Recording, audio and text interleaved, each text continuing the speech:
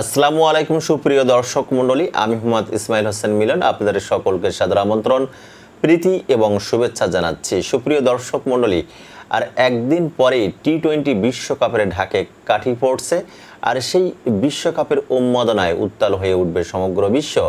আর এবারের বিশ্বকাপে মোট 20টি দল অংশগ্রহণ করবে। খেলার সংখ্যা হচ্ছে 55টি। দুটি আয়োজক দেশ যুক্তরাষ্ট্র এবং ওয়েস্ট ইন্ডিজে সমস্ত ম্যাচগুলোই কিন্তু অনুষ্ঠিত হবে এবং ওয়েস্ট ইন্ডিজের 6টি ভেন্যুতে, যুক্তরাষ্ট্রের 3টি শহর টেক্সাস, ফ্লোরিডা এবং নিউ ইয়র্কে বিশ্বকাপের ম্যাচগুলো অনুষ্ঠিত হবে। এবং আইসিসির কোনো বৈশ্বিক ইভেন্ট এই সর্বপ্রথম যুক্তরাষ্ট্রে অনুষ্ঠিত হতে যাচ্ছে।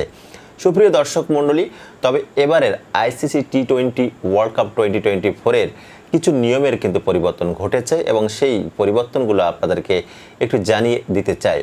নাম্বার 1, প্রতিটা ম্যাচ হবে 3 ঘন্টা 10 মিনিট এবং প্রতিটা ইনিংসে প্রতিটা দল সময় পাবে 1 ঘন্টা 25 মিনিট। ইনিংস বিরতি হচ্ছে মোট 20 মিনিট।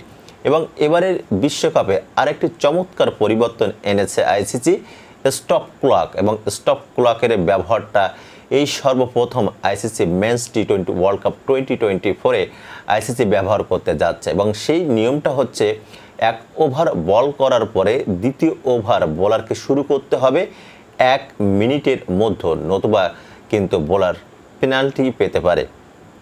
এবং বরাবরের মতোই এবারে বিশ্বকাপে থাকছে 2টি করে রিভিউ এবং পাওয়ার প্লে। ওই প্রথম 6 ওভারে যে ম্যান্ডেটরি পাওয়ার প্লে সেটি কিন্তু বহাল থাকবে। স্কোর যদি সমান হয় তাহলে সুপার ওভারের মাধ্যমেই খেলার পরিসমাপ্তি ঘটবে এবং সুপার ওভারও যদি টাই হয় তাহলে কোনো দল জয়ী না হওয়া পর্যন্ত সুপার ওভার চলমান থাকবে। খেলার ফলাফলের জন্য দলকে অন্তত 5 ওভার করে খেলতে হবে। তবে সেমিফাইনাল, ফাইনালে 10 ওভার খেলার পরেই খেলার ফলাফল ডিএলএস মেথডের মাধ্যমেই নির্ধারিত হবে। প্রথম সেমিফাইনাল এবং ফাইনালের জন্য 1 দিন করে রিজার্ভ রেট, তবে দ্বিতীয় সেমিফাইনালে 250 মিনিট বরাদ্দ রয়েছে। বাংলাদেশ এবার কিন্তু যে গ্রুপে খেলবে সেই দলে কিন্তু রয়েছে নেপাল, নেদারল্যান্ড, শ্রীলঙ্কা এবং দক্ষিণ আফ্রিকা।